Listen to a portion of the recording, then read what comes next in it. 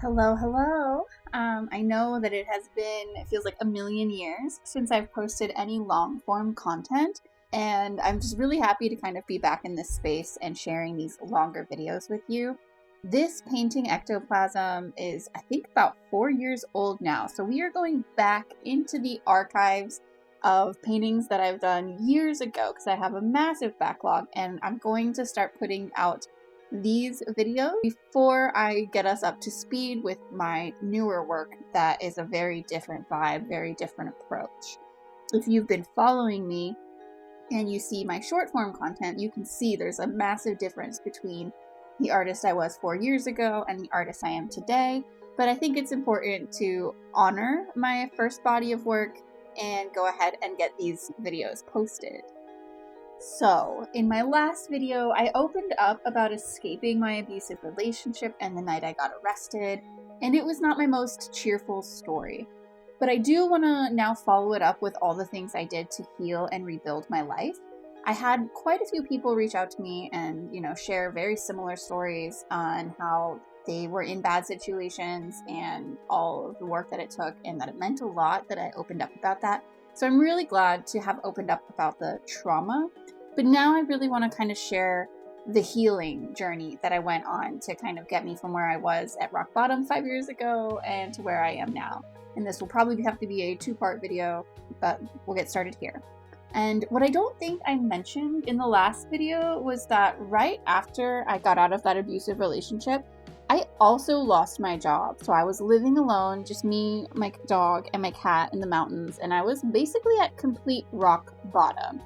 I was ready to just wander into the woods and let the elements take me. But I figured that since I was at rock bottom, then that also meant I had nothing to lose. So if I tried to build the life that I really wanted and then I failed, wandering into the woods was still an option at that point, so I might as well try. So, when I was a child, I always had this sense of surety that I had kind of lost as an adult. I'll be honest, your 20s can really be a dumpster fire. So, I was coming out of my 20s and in my early 30s going through all the trauma that I'd gone through. And I found out later that these are actually called your Saturn returns in astrology, which is where Saturn will come back to the position it was in when you were born, and anything that is not in alignment with your soul purpose or what you came to the planet to do in this life will be torn down and rebuilt. So I was actually right on time for my Saturn returns. And at this point I had to turn inward to a very specific version of myself. 7-year-old Whitney is who I was tapping into, because 7-year-old Whitney could walk outside and whisper her secrets to the wind and the trees, and just know that she was loved and supported by the universe. 7-year-old Whitney was a witch, 100%, and she would conspire and co-create with the unseen forces of reality and would will things into existence. And that is the me that I called upon at this time of my life. You can call it childhood delusion or make-believe, but that little girl, 7-year-old me, is who I turned to and who I embodied so that I could get myself off of the floor of my life. So I think, that's the first thing I did. I went back into my childhood and tapped into that feeling that I was powerful. And of course I had that voice in my head that was no, this is delusional, but I was at rock bottom. So I was you know what? Who cares? I'll just ignore that voice. And then I had a very serious conversation with the universe. I told the universe that I would keep going, that I would stay in this life, but that if I agreed to keep living, that we needed to make some big changes. First and foremost, no more suffering. I had decided that I had had enough of bad relationships and agony at the hands of those that I loved the most, so we weren't going to do that anymore. The other agreement was that I would no longer ignore my own potential to support someone else's. I was going to take my passion for being an artist and I would give it my all. I would live entirely for myself and not lose sight of my purpose. And the last agreement was that I was going to operate from a place of ease and bliss, because if it was going to be a place of stress and struggle, my nervous system was already maxed out. I could not handle operating from that place anymore. I also sought out trauma counseling. And I got really, really lucky that I got 1 year of free trauma counseling through a local school hospital. And the student doctors needed to offer a certain amount of free counseling in order to get their license. So I was able to be one of those people that they got their hours done so that they could get their licensing. So yeah, if you ever need trauma counseling and you do not have the funds, then definitely check out your local medical colleges and see what kind of programs they have for their student doctors. And then I introduced ritual into my life. And this is actually really important because in my current body of work that I haven't done the long form content of yet, I'm doing an entire series about women's rituals as a form of healing and empowerment. So that is just something that's going to be a recurring theme on this channel, is rituals. And the rituals that I had started doing when I was coming through this really traumatic period of my life was that I started meditating every single day. Every single night before bed, I would find a guided meditation on YouTube, and I would pop on my headphones and I would lay in my bed and I would listen to it, and I would do the visualizations and just kind of let my mind imagine a better place to be.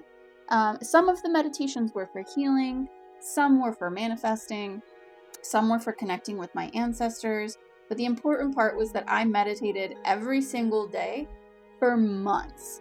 And I let myself connect with my inner landscape and my spirituality. And that was really fundamental to letting myself feel empowered again.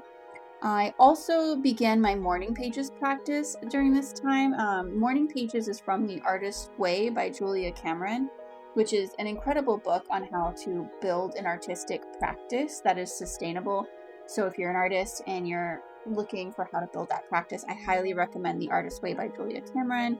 Doechii actually famously utilized the Artist's Way before she, blew up into fame. So definitely check that out. But yeah, every single day I would do stream of consciousness journaling before I started my day. Before I spoke, before I did anything, I would wake up, I would brew some coffee, and I would sit there and I would do 3 pages stream of consciousness every single morning. And it doesn't sound difficult to do 3 pages stream of consciousness journaling, but 3 pages is a lot. And the first page and a half would come out really easy, and I'd always get to through the first page and a half, and then I'd be like, now what do I write? And I had to really kind of wring my brain out of all of its thoughts. But as I got further into this practice, I found that the epiphanies would happen in the last page and a half. So the first page and a half was easy. The last page and a half was hard, but the last page and a half was where I would have these amazing breakthroughs mentally and emotionally and artistically. So I do think 3 pages is a really important number to do every morning. So once I started ritualizing my morning and my evening, the rest of my life naturally kind of started to feel like a ritual. There was romance and energy and just passion kind of coming back to me that I had been missing for a long time.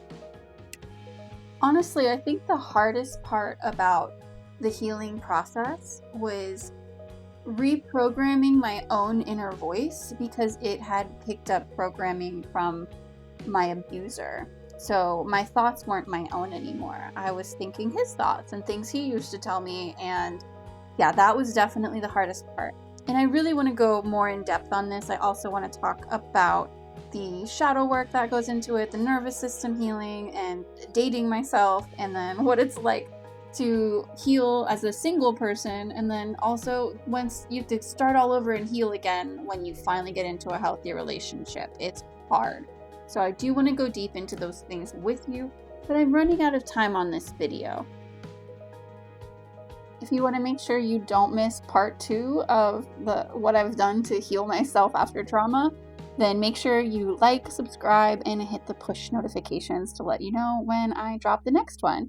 And the next one's going to be with the sister painting of this. This is Ectoplasm, and her sister is Regeneration. So that will be the next one that drops. See you then!